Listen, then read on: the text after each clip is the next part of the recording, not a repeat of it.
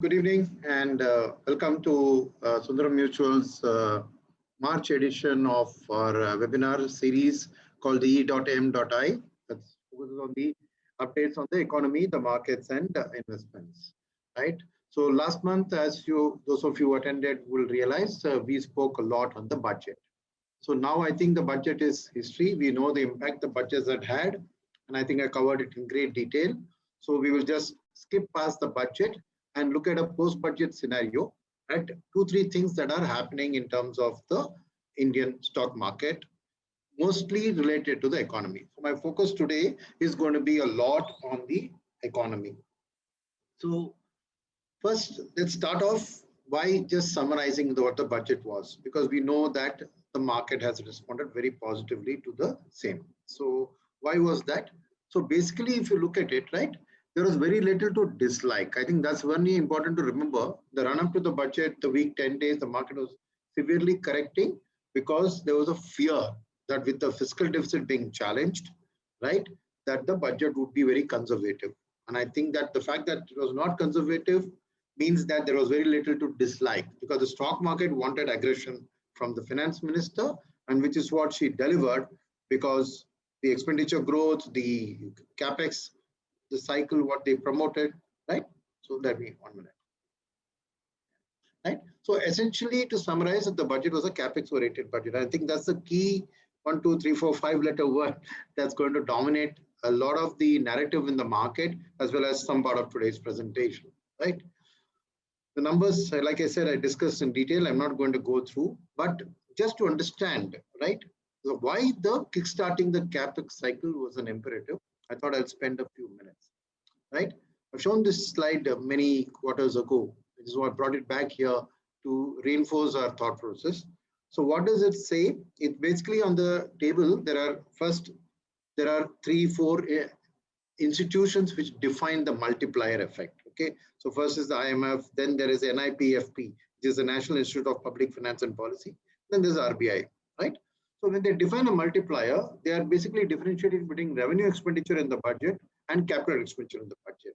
What happens for every rupee spent there? So if you see in a revenue expenditure, 1 rupee spent has an effect of 1 rupee, and even that deflects to 0.5 in 4 to 5 quarters. Whereas a 1 rupee spent on capex has a persistent effect. Not only is its effect greater than 1, it lasts for 16 quarters, 4 years, right? Let's go to the RBI next. The RBI says that actually revenue expenditure has a 0.37 multiplier effect, whereas the capex expenditure reaches a peak of 3.56 by year 4. So you can clearly see the importance of where you spend your money, because what's on the right hand side, the capex, has a multiplier effect far longer, far higher, right? That's the importance of the capex part, right? Now, that was the budget. The data on the budget I have in an annexure. If there are Q&A around it, I'm happy to answer. But let's leave the budget behind and talk about the India recovery story, right? So now I wanted to talk to you because the GDP data has come out. We've done some detailed analysis, right? There are various ways to look at the GDP. So this particular slide is looking at it from where the money gets spent. So there is a consumption side of the GDP, not just consumption, capex is also expenditure. So when you look at our GDP, right, there are 3 big components to the expenditure side of the GDP. Private consumption, government consumption, and gross capital formation, whether by the government or by the private, right? And if you see, we are tracking it quarter after quarter. The last quarter, that is a quarter 3 of 2021, which is October, November, December. What happened? Overall GDP growth came positive, whereas earlier the expectation was of a minus 2.2% in that quarter. So first thing first, you can clearly see the GDP number came much better than expected. This breakup of this 0.4, how did the 0.4 come? The 0.4 came because of capital formation. Can you see that? There was a 2.1% growth in the capital formation, right? And there's a 1.1 negative in the government expenditure percentage, and the private expenditure also minus 2.4. So weighted average of these 3 came. The other thing is terms of exports degrew, imports also degrew. What the effect is, we'll see here. So just to make this point a bit clearer, we've shown the size of the various expenditure, right? The dramatic fall in April, May, June is seen here. Then the fall became less. And here, if you see all the three, that is the private food consumption, gross fixed income, all have come in. Some has grown positive. Not so easy to understand here. This will help you understand it better. So private financial consumption expenditure, can you see, is 5% plus in, this is in PPS, that is percentage points, right? Next is gross fixed capital formation, gross capital formation, and gross government expenditure, exports minus imports. So as you can see, exports and imports. Exports contracted, imports expanded, right? So what is the thing to look at in a graphical form? You can see the V-shaped recovery in the private consumption, though it's still negative.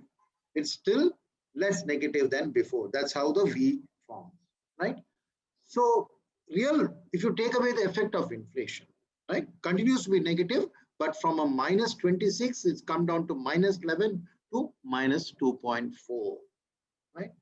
Whereas government expenditure from minus 24 has come to minus 1.1. Whereas in the first quarter, that is April, May, June, government actually spent money. It's only after that the government expenditure has crunch, because that is the quarter in the lockdown where they wanted to support the economy, and hence they spent a lot of money, right?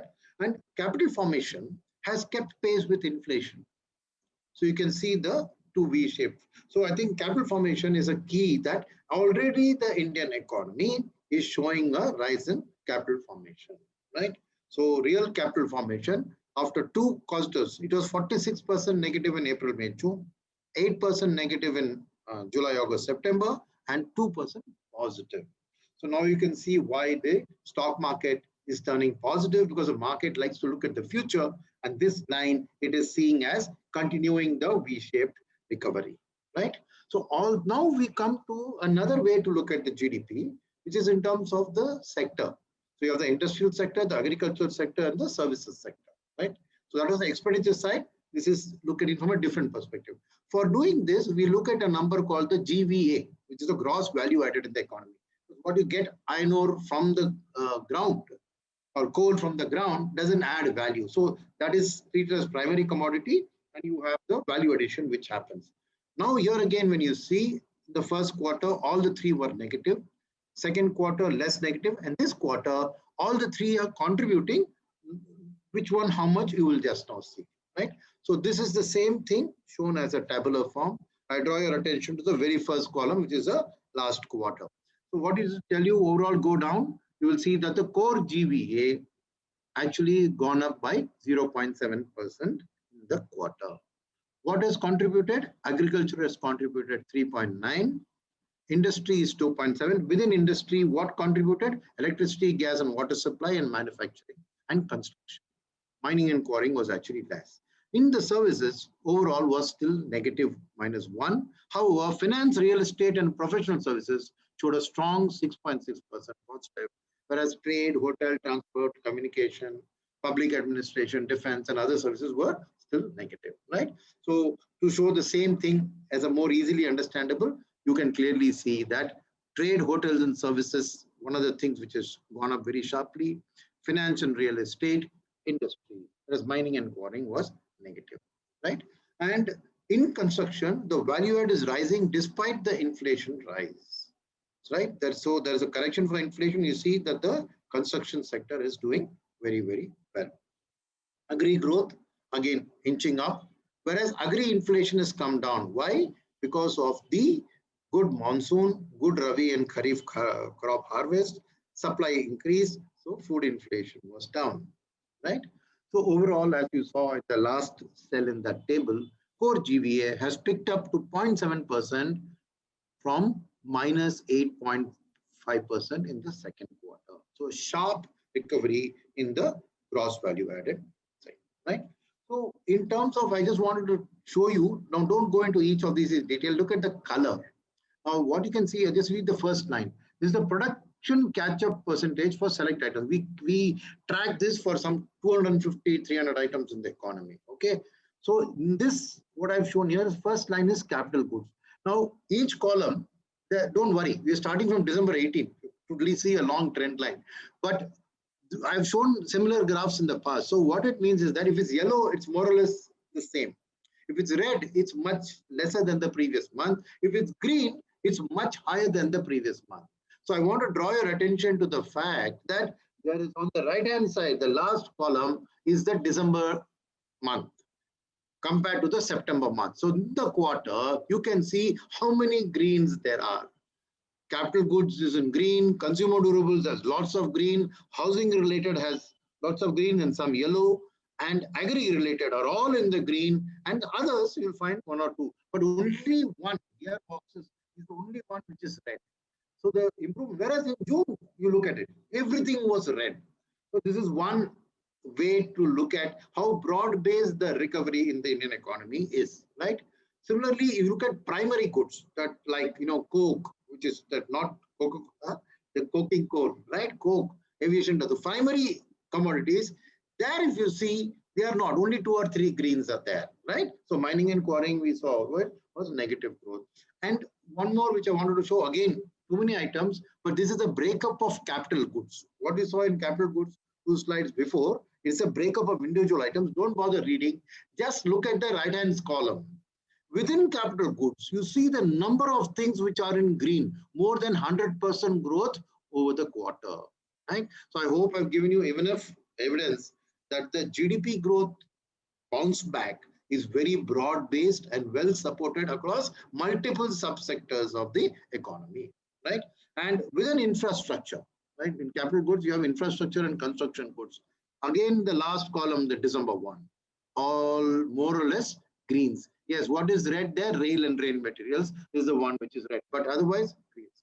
So all of this I'm just showing you to tell you that our research is showing that after that April, May, June quarter, the economy is in a very broad-based recovery, right? Now, certain specific things out of this table I will show you. What is that? GST collections. This is only updated January. The February number also has come more than 1 lakh crore. So bounce back in GST collection is a good one. Unemployment is back to pre-COVID levels, both in rural and urban. Then exports, two-wheeler sales, passenger vehicles, power and rail freight, all of them are showing V-shaped recovery. And overall economic recovery today, as you can see, has reached that 100% of the pre-COVID level. This is an indicator that Jefferies, stockbroking company, they create this kind of an index, and that shows you that the economy is well and truly back on the pre-COVID track, right? Now let's shift our focus forward. And when you're shifting focus forward, I think apart from the budget, which gave a boost to all of these sectors in CapEx and all of that, the important point is that RBI has been a source of continuous support. And that's something that I want to draw your attention to, right? Why do I say that? Because RBI not only expanded its balance sheet for liquidity, it also cut rates so that short term today rates are actually negative. If you take the inflation 4%, companies are borrowing commercial paper at 3%. They're actually getting negative interest rates in India on a real basis, right? And the other thing which the RBI did, in addition to those two factors, was the Kamath Committee resolution. So as you can see on the block in the right-hand side, 66% of rated companies were given a chance to restructure their loans to a longer tenor, right? So 2/3 of the good part of the economy. Mind you, the restructuring was never about a bad loan being restructured. Restructuring is about good loans, those who are paying everything properly, getting into trouble because of the COVID and the lockdown, helping them to come back to normal, right? So, and you saw the bad bank announcement in the budget and everything. So the stress levels in the system, right? I've taken a set of few banks, your Axis, HDFC, ICICI. You can see the stress levels, the bank's provision coverage in December versus September has come down.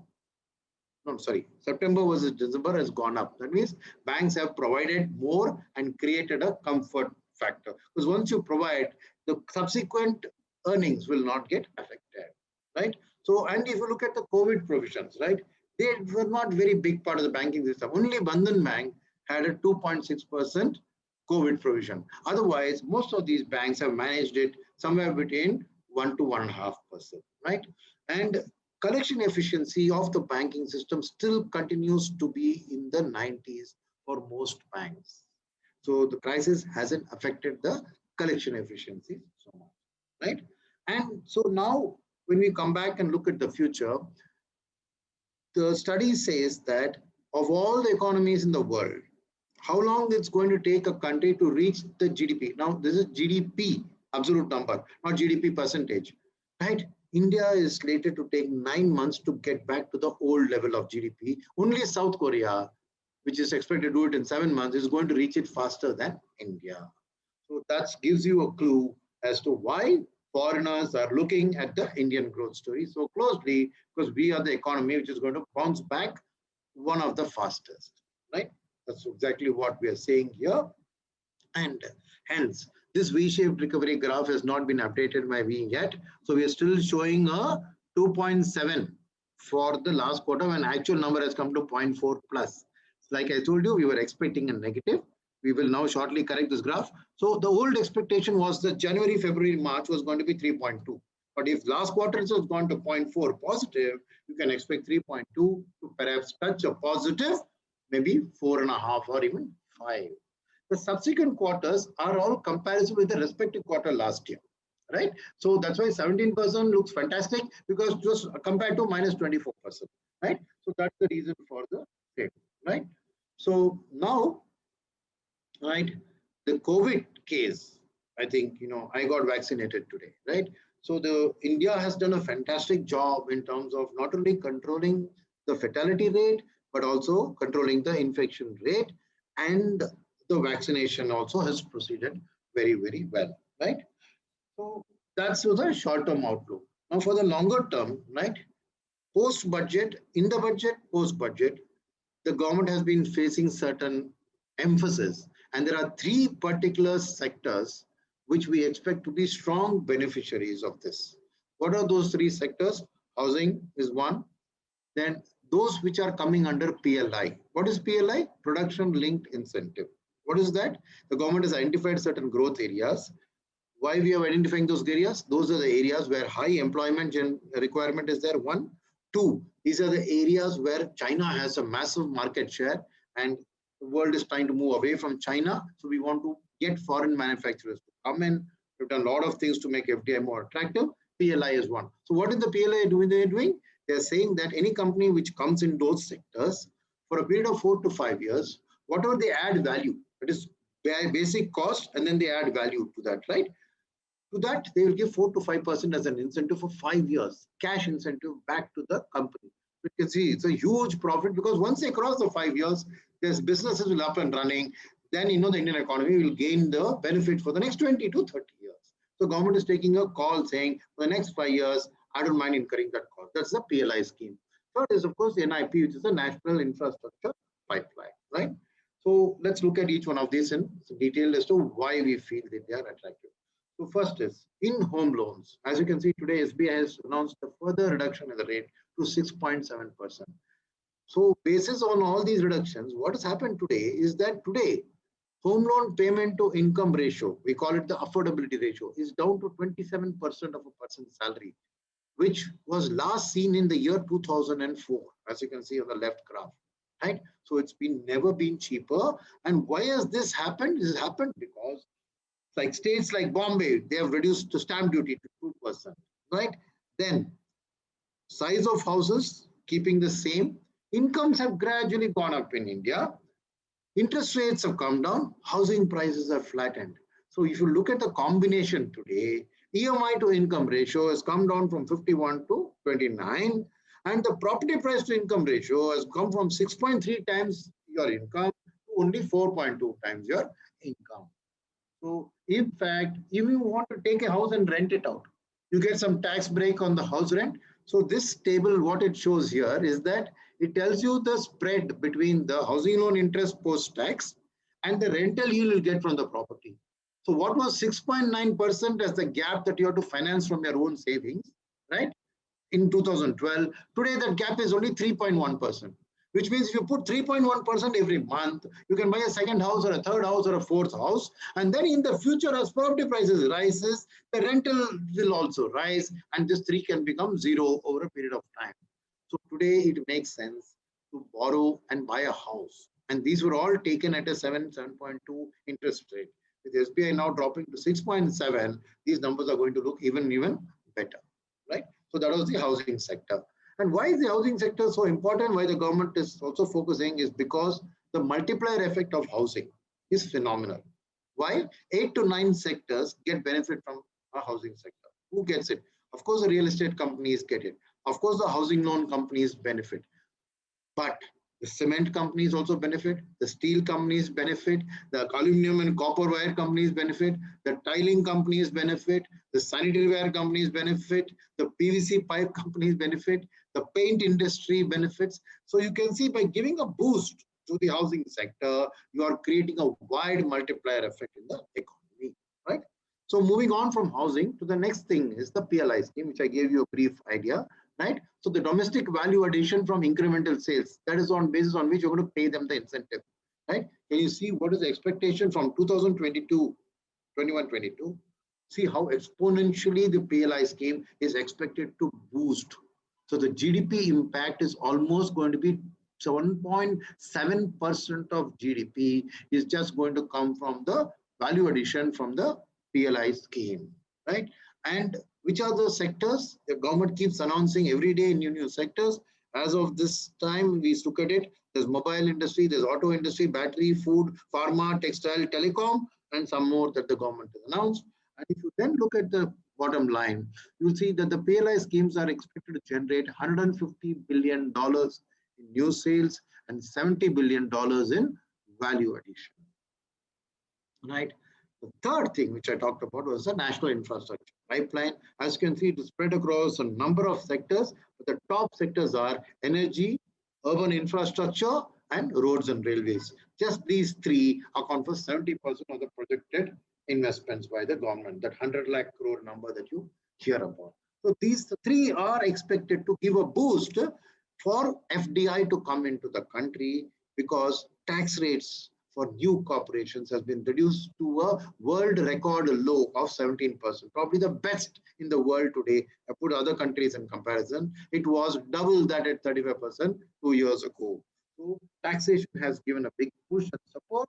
And our infrastructure focus over the last so many years, the removal of licensing, increasing the FDI limits, increasing the clearances time frame, all of that put together has meant that our ease of doing business ranking has gone up 79 ranks over the last 5 years, making India that much more attractive.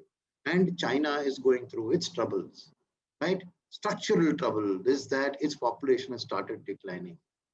Right from 2017, the red line tells you that. Whereas India's population is still rising, working age population, and is expected to continue to do that till 30 years.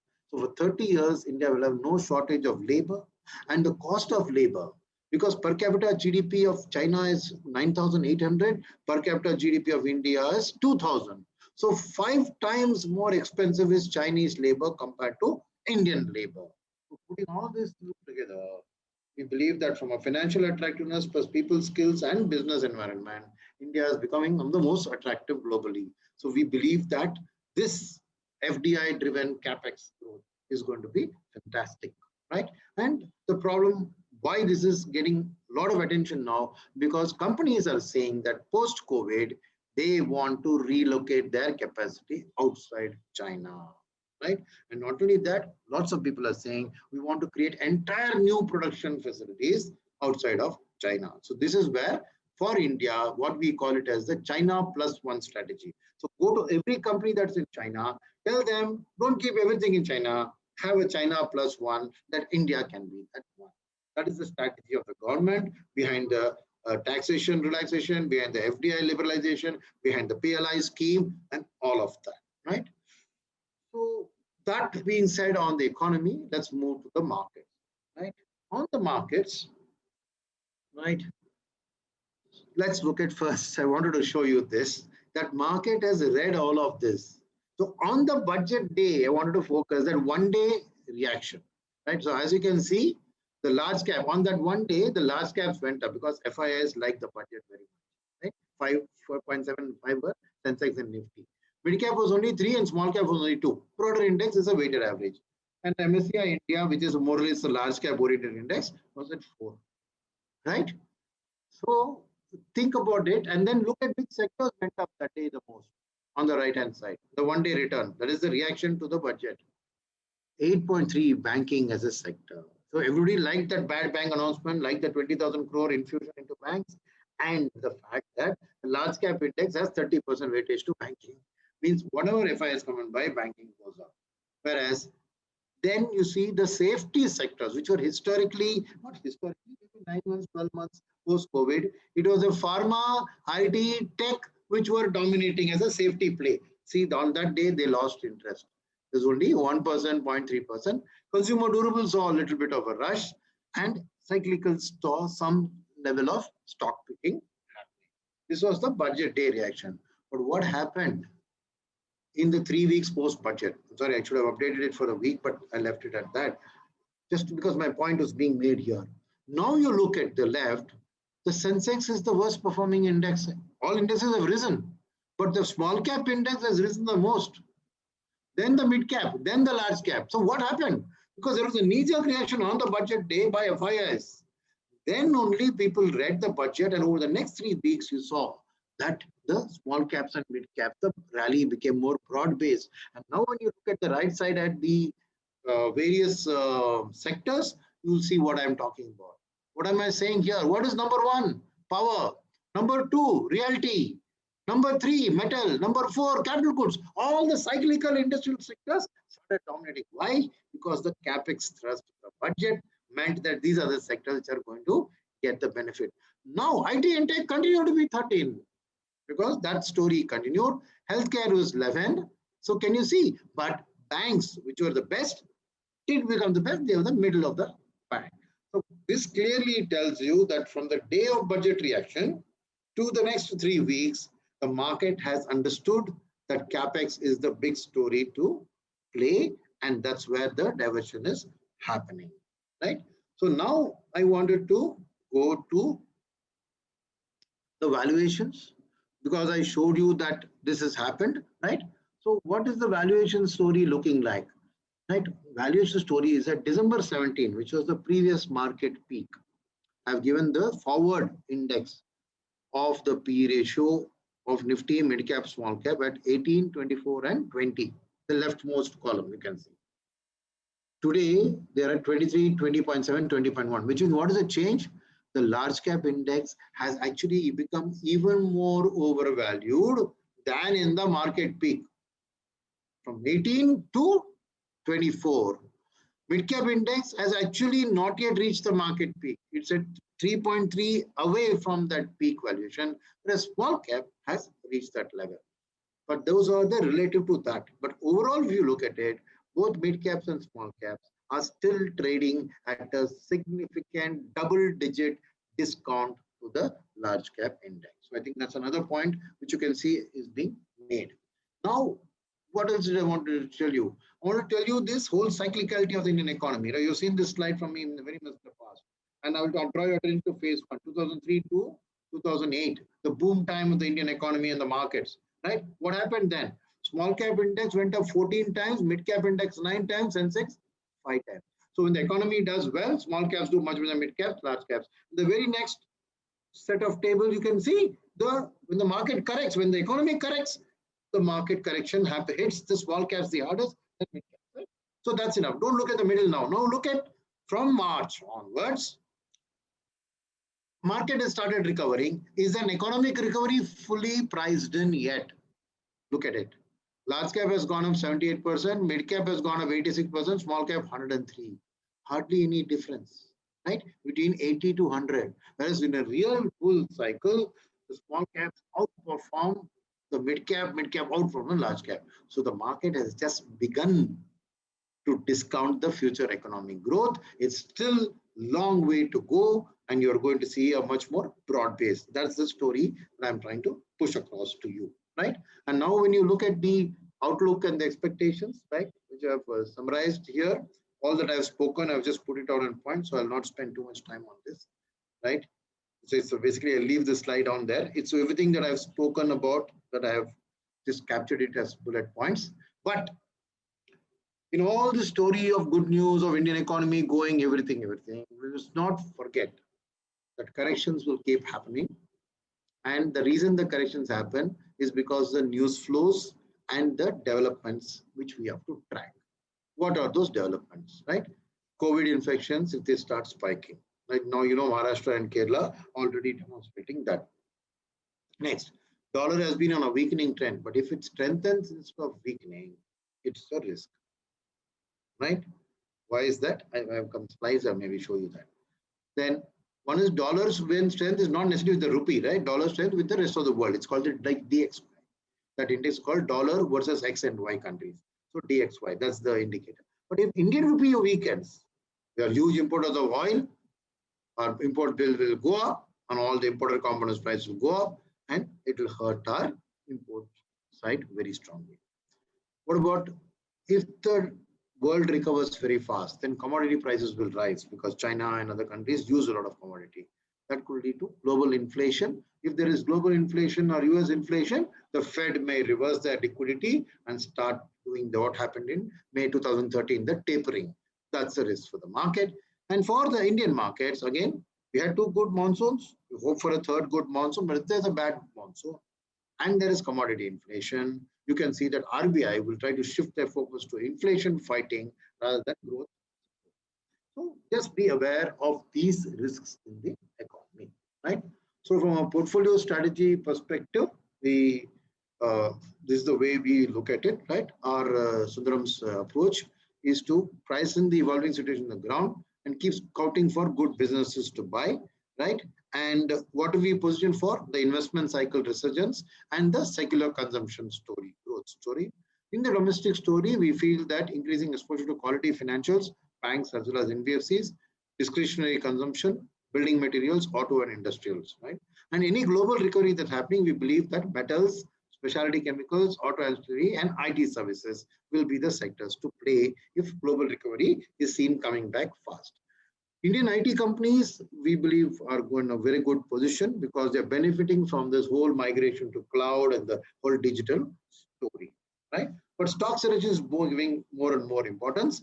And we think, as we saw you, mid and small caps are expected to, right?